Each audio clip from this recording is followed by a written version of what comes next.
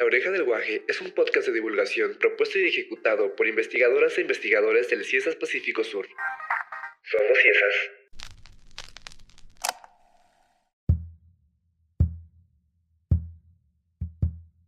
Hola, es un gusto tenerles de vuelta en este nuevo episodio de La Oreja del Guaje, ya en su segunda temporada. Nos sentimos muy emocionados de compartir este espacio de escucha con ustedes y con nuestros invitados e invitadas, quienes, en cada entrega, nos dejan entusiasmados con sus historias, investigaciones, descubrimientos y demás datos interesantes. Antes de comenzar, les recuerdo que pueden seguirnos en nuestras redes sociales. Nos pueden encontrar en Facebook, Instagram, YouTube, Spotify y en TikTok como CIESAS Pacífico Sur o CIESAS PS. Empecemos. Hoy tenemos el gusto de contar con la participación, la compañía, la plática del doctor Julio Ulises Morales López. Él se especializa en varios temas, entre ellos el género, las violencias, conflictos, pobreza, desigualdades, migraciones, movilidades humanas y muchos temas más. Además, bueno, pues tiene una amplia trayectoria como investigador, pero también como catedrático, como docente, como director de tesis. Podría seguir con esta lista, pero mejor que nos lo platique él mismo desde su propia voz. Bienvenido, Julio. Hola, ¿qué tal? Yo soy antropólogo social, egresado de la Universidad Autónoma Metropolitana Iztapalapa, en la Ciudad de México. Yo soy oriundo de la zona oriente de la Ciudad de México, y esto es importante decir para mi formación y mis estudios, porque la zona oriente pues es un espacio marcado por un crisol de identidades, pero también de ciertos aspectos que van a darle integridad a mis estudios en el futuro. La zona oriente, en específico Ciudad Nezahualcóyotl, pues es una zona muy marcada por la condición de clase, y donde muchísimas familias de diferentes estados de la República pues hicieron ahí sus sueños y construyeron sus nuevas familias, pero ese crisol de identidades pues dio una formación muy interesante para poder después profundizar en aspectos de antropología. Y también mi relación que tenía desde esos tiempos, desde que era pues niño, viviendo en Ciudad Nezahualcóyotl con la región Pacífico Sur, que es la que nos interesa en esta sede del CIESAS Pacífico Sur, porque allí habitaban muchísimas familias migrantes de Oaxaca, Guerrero y Chiapas. También hice mis estudios de posgrado en la Universidad de Deusto, en Bilbao, España. Ahí estudié la maestría en Migraciones, Conflictos y Cohesión Social y después el doctorado en Estudios Internacionales e Interculturales. En aquellos años, pues América en sí estaba muy avanzada en estudios de las migraciones, y entonces, pues bueno, mis estudios de posgrado estaban divididos en dos aspectos, uno que eran las migraciones y otro que eran los conflictos y lo que en aquellos años se llamaba la construcción sustentable de paz. En aspectos de migraciones, pues reitero, América estaba mucho más adelantado y Europa no tanto, pero en estudios de construcción de paz y conflictos estaban bastante adelantados y tenían un bagaje muy interesante en la escuela de Uppsala, la escuela de Guernica y otras escuelas que analizaban conflictos, y eso me dio bastantes bases para después mirar fenómenos de conflictos, fenómenos de violencia, antropología de la violencia, que son temas que ahora estoy abordando desde mis estudios aquí en el CIESAS Pacífico Sur. Saludos grandes, Julio. Pues la verdad yo creo que es muy interesante el cruce temático en tu trayectoria y quizás también esta mezcla de ubicaciones geográficas en tu andar por la vida. Creo que da lugar a temas muy interesantes. Y en ese sentido, pues sabemos que los temas de investigación en los que te encuentras interesados son diversos. Por lo mismo, me gustaría pedirte que nos platiques un poco más, que nos acerques un poco más a esos intereses principales en el amplio espectro de lo que son las investigaciones antropológicas. Del que me gustaría profundizar en esta sesión son dos, que es los temas de migraciones, los estudios de las migraciones y los estudios con perspectiva de género, que los he logrado fusionar a lo largo de 2 décadas, de más de 2 décadas de trabajo sostenido de investigaciones con perspectiva de género.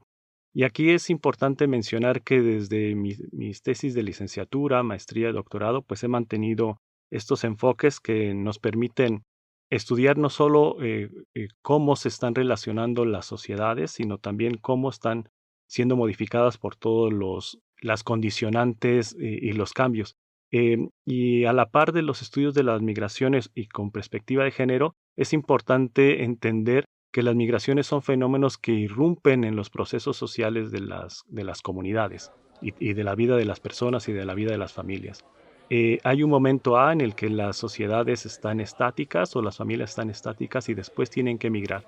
Y esta migración cambia los procesos que están viviendo, cambia las dinámicas y cambia la forma de pensarse. Entonces, estos cambios modifican muchísimas cosas, la economía, la política, las relaciones de amor, las relaciones intrafamiliares, pero desde luego que cambian también las relaciones de género. Entonces, en estos estudios de migraciones con perspectiva de género, lo que vemos es que las personas se interrelacionan de manera diferente.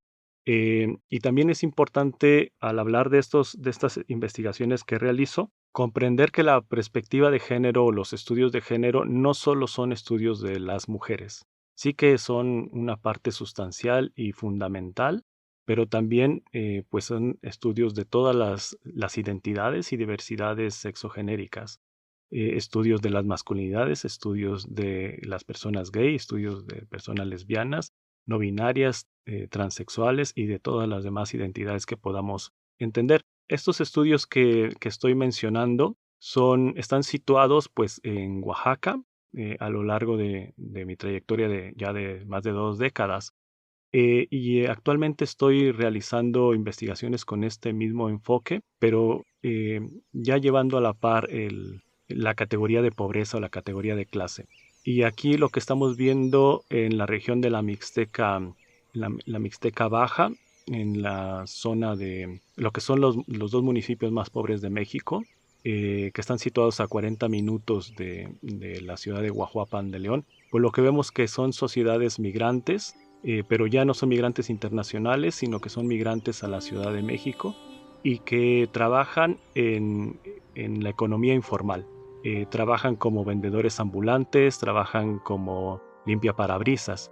Y entonces seguimos comprendiendo las migraciones y la perspectiva de género, pero desde otro enfoque en donde la pobreza tiene demasiada importancia para entender estas relaciones de género. Según datos del informe sobre la situación de pobreza y rezago social en el país publicados por la Secretaría del Bienestar a principios de este año, Oaxaca es una de las entidades con mayor rezago social y es el segundo estado con un nivel de pobreza del 58.4% y de pobreza extrema con el 20.2%. El rezago educativo, junto con el acceso a espacios de vivienda de calidad y la alimentación nutritiva y de calidad, se encuentran en una cifra menor al 30%. Por otra parte, de acuerdo con datos emitidos por la Dirección del Registro Civil de Oaxaca, San Simón Zahuatlán y Santos Reyes Yucuna registran los niveles más altos de pobreza dentro del estado, con el 99.6% y 97.8% respectivamente. Ambas son poblaciones pertenecientes a la región mixteca. Esto es lo que podemos observar a nivel estadístico, pero ¿qué se puede observar a partir de tus investigaciones, Julio? Y aquí lo que vemos es cómo se relacionan las familias en condiciones de austeridad, en condiciones de inequidades sociales y donde las desigualdades sociales que afectan en sus municipios de origen, pues les son una carga que llevan consigo a las localidades en donde radican en la Ciudad de México, en Puebla o en Guadalajara. Vemos que salen de sus municipios en condiciones de alta marginación y pobreza y que a donde radican pues son también los más pobres. Pero sin embargo, a pesar de todo esto, pues logran obtener algunos ingresos para regresar a sus comunidades de origen, a sus municipios, en donde hay factores climatológicos, factores también, ya lo decía, sociales, de políticas públicas por falta de servicios públicos, pero también de gran importancia destacar que hay factores que tienen que ver con las relaciones sexogenéricas, específicamente un patriarcado indígena muy marcado que hace que esta desigualdad de género pues sea aún mayor y que esta pobreza sea aún con mayor énfasis en las mujeres. Lo que provoca que, bueno, los hombres, si bien toda la sociedad está afectada por las condiciones medioambientales y de pobreza, las mujeres ocupen pues estadios aún mucho más precarios y aún mucho más graves, ¿no? Y esto se ve en la alimentación que ellas tienen, esto se ve en su autoestima, esto lo pudimos analizar y comprobar en el equipo de investigación que desarrollamos aquí en el CIESAS Pacífico Sur, también con condiciones de interrelaciones entre ellas, de desestimar o no querer participar en aspectos políticos, porque bueno, su prioridad es la subsistencia familiar y ante un entorno, reitero, demasiado agresivo, pues el mayor tiempo para ellas pues se les va en la sobrevivencia tanto de sus familias como de sus modestos ganados que tienen. Ahora, Julio, cuéntanos un poco sobre la relevancia que tienen este tipo de estudios para la sociedad en general y para las investigaciones de carácter antropológico. Estos estudios que realizamos aquí en el CIESAS Pacífico Sur son relevantes porque caminan por lo menos en dos rutas principales. La primera es acopiar, evidenciar y documentar de primera fuente a través de nuestra metodología etnográfica cuáles son las estrategias que están desarrollando las personas que viven en contextos de alta marginación y de pobreza.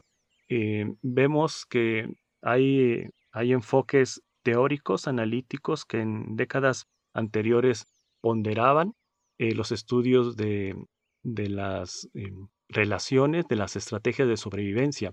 Pero ahora estos estudios están siendo un poco vistos de manera crítica porque las estrategias de sobrevivencia cada vez son menos eficientes, porque estamos hablando de que la pobreza ya no es la misma que afectaba hace 20 años, sino que es una pobreza mucho más fuerte y que las personas también, a pesar de tener estrategias, a pesar de tener redes, pues estas redes no son infinitas, estas redes también se cansan, se agotan y ya no pueden seguir echando mano de los contextos o de las relaciones que tenían. Además de que estamos viviendo una fuerte crisis medioambiental, lo cual está provocando también que estas familias sean empobrecidas desde no poder sembrar, no poder obtener alimento en sus entornos cercanos.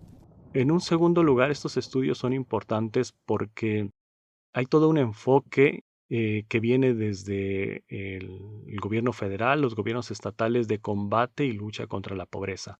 Entonces también es necesario documentar no solo la efectividad de estos enfoques y no solo cómo están siendo usados por las personas, sino también cómo están siendo valorados de manera gradual a través del tiempo. Ya tenemos alrededor de 8 años con este proyecto y podemos ya dar cuenta de cómo ha sido este proceso progresivo en el cual, bueno, se tienen programas sociales y podemos valorar la efectividad de estos programas sociales que están destinados de manera efectiva a ayudar a las personas más pobres de México. Estamos viendo con nuestros resultados etnográficos que estos programas sociales ayudan a paliar la pobreza, pero no son suficientes para poderla erradicar o poder cambiar las condiciones en las que las personas están viviendo. Y sobre todo y de manera preocupante que la pobreza femenina, o lo que se llama la feminización de la pobreza, la feminización de la pobreza, pues se mantiene casi intocable porque si bien están ingresando más recursos a estas comunidades, estos recursos no son suficientes para que las mujeres desarrollen procesos de modificación de sus relaciones y de argumentos que las conduzcan a mayores empoderamientos. Y justo esta feminización de la pobreza responde a una afectación desproporcionada en mujeres y niñas por diversos factores, por ejemplo, discriminación laboral, trabajo no remunerado, distintas formas de violencia, acceso limitado a recursos, estereotipos de género y una pobreza muy generalizada que se concentra principalmente en poblaciones indígenas. Sin duda alguna este es un tema de gran relevancia social, pero Julio, dinos, ¿qué camino van a tomar estas investigaciones en los próximos años? Pues un rumbo hacia donde nos estamos dirigiendo en este proyecto de investigación es a incorporar una mirada que de manera más profunda que nos explique eh, desde argumentos de violencias, de las distintas violencias, porque si bien la condición de clase podemos entenderla como una violencia estructural. Es necesario pues desmenuzarla, profundizar en esta violencia estructural.